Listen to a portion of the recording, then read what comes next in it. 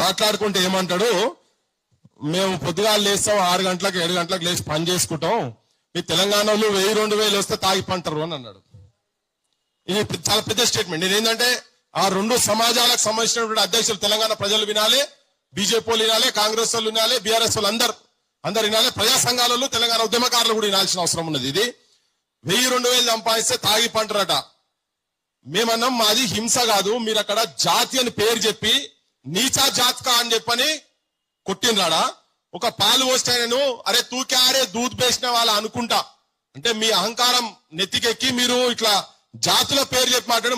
మా జాతులు చాలా సౌమ్యులం, మేము హింస సైడ్ పోము, మేము దండం పెట్టి మాట్లాడి బతలాడుకుంటాం, మేము దందా చేసేందుకు వచ్చినాం ఇక్కడ అని చెప్పింది సార్. అంటే కొట్టింది మీరే కొట్టిరా, మా వాళ్ళు ఎవరు కొట్టిన తర్వాత 10 మంది కలిసి వచ్చి మీ దుకాణం మీద దాడి చేయలే, ఇక్కడ మీ దుకాణం నలగబెట్టలేదు కదా, మా వాళ్ళు శాంతిగానే ఉన్నారు అంటే ఆయన ఏమంటాడు, మేము ఇక్కడ గాజులు దొరుకుని లేమిడా, మీరు గాజులు దొరుకున్నాం అనుకుంటున్నాం అంటుండు. ఇక నేనన్నా సార్ ఇక మా పల్లెలల్లా బాంబులతో తుపాకులతోటి బుల్లెట్లతో ఆడుకున్నారు నాయన తెలంగాణ పల్లెలు, మీరు గట్ల మాట్లాడితే ఏడైతుందని. అది ఇప్పుడు ఈ స్టేట్మెంట్ విన్న తర్వాత నేను ఏం చెప్పినా అంటే ఆ ఇష్యూ కొద్దిగా చర్చకు దూరం పోతే నేనంటే వాళ్ళ స్వభావం చెప్పినని చెప్తున్నా. నేను వాళ్ళ స్వభావం అంటే తాగి పంటారు అనేది చెప్పిన. పాలమూరు గురించి చెప్పినా నేను పాలమూరు లేబర్ దేశానికి కాంట్రిబ్యూషన్ ఏంది, ఏ డ్యామ్ లో కాంట్రిబ్యూషన్ ఏంది అవన్నీ చెప్పినా. మా రాఘవాచార్ అన్న దాని గురించి చెప్తారు. కానీ వాళ్ళ మైండ్ సెట్స్ ఎట్లా ఉన్నాయి, ఇప్పుడు మనం ఇట్లా మాట్లాడుతుంటే వాళ్ళు దాన్ని చాలా అంటే చులకనగా వాళ్ళు ఎట్లా అంటే అట్లా వాళ్ళు మలుచుకునేటటువంటి ప్రయత్నాలు జరుపుకుంటా మళ్ళీ నువ్వు ఆడలో అవమానిస్తున్నావు అని మాట్లాడుతూనే ఉన్నాడు.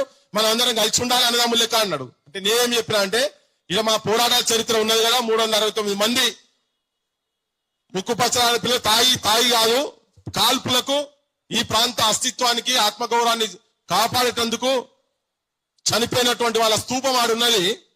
నువ్వు ఆడికొచ్చి 1200 మంది మొన్న చచ్చిపోయినరు.